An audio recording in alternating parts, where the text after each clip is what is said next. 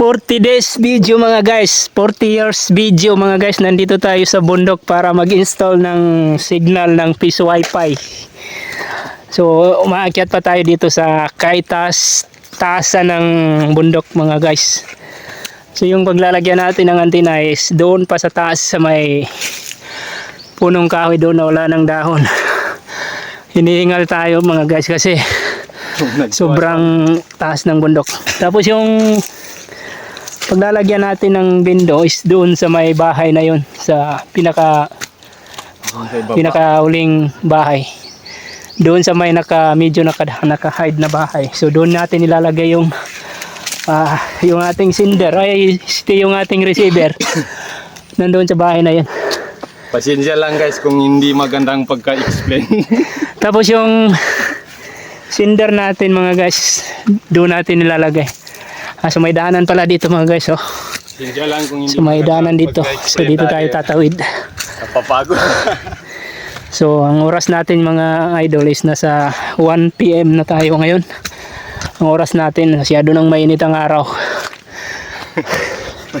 Sobrang nakakapagod mag-akyat sa bundok mga guys. Kasi hindi natin nakasanayan umakyat sa bundok. Kasi siyempre, bago lang tayo nakauwi. Galing sa Singapore 5.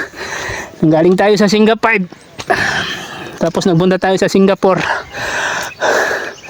So ngayon nandito na tayo sa probinsya para mag-install ng Fish Wi-Fi. Ayun.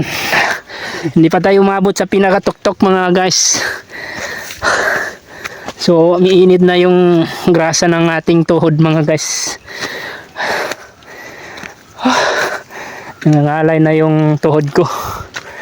Ayun, so doon tayo maglalagay ng bindo mga guys. Yung sender, yung receiver pala mga guys is nandoon na siya, nalagay na natin. Hindi siya makita kasi naka-hide siya sa kabila ng mga niyog.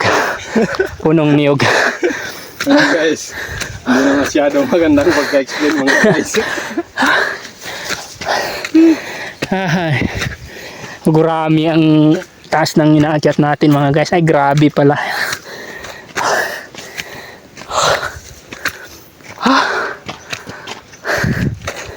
Tignan niyo yung mga bundok mga guys. Parang ang sarap talaga. Ang ganda talaga ang pagmasdan yung mga bundok mga guys. Kunan muna natin saglit yung mga nasa baba. Ayan. So doon pa kami dumanong, nagpunta kami dito mga guys. Doon sa may karsada na yon. Dati hindi pa yung simentado. Pero ngayon mga guys, makikita nyo simentado na yung karsada doon. Ayan, sige, akyat pa tayo. Kasi malapit na tayo sa pinakatuktok na kung saan natin ilalagay doon yung ating antena at saka yung sender. So ang ano natin dito mga guys is pipitupi natin yung signal. Kasi hindi tayo makakuha ng signal pag sa baba lang. So nandito na tayo sa pinaka lalagyan namin ng signal.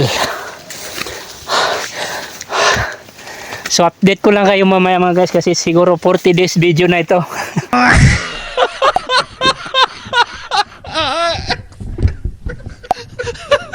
Okay, so another 40 days na naman mga guys. So tapos na yung ating in-install dito sa taas ng bundok sa may maisan. Ayan, so ito yung ating modem yan. Yung tinakpan ko mga guys. Tinakpan ng damit. Ayan. Yan yung ating modem.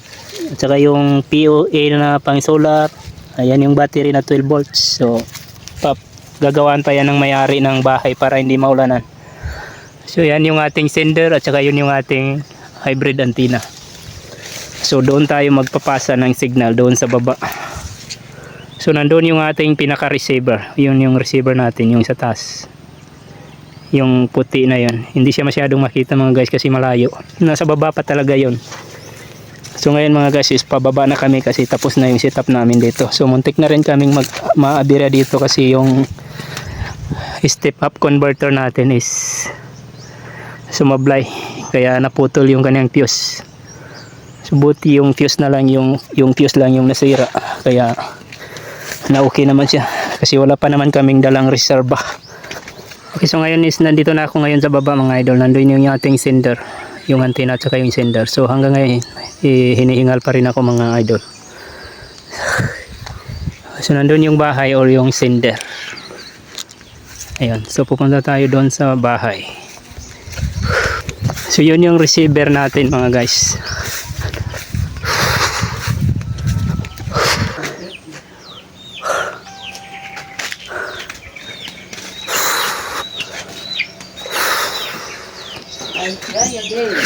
Okay ra, pagora. Bakit? Oh. Narugat ako sa gusto.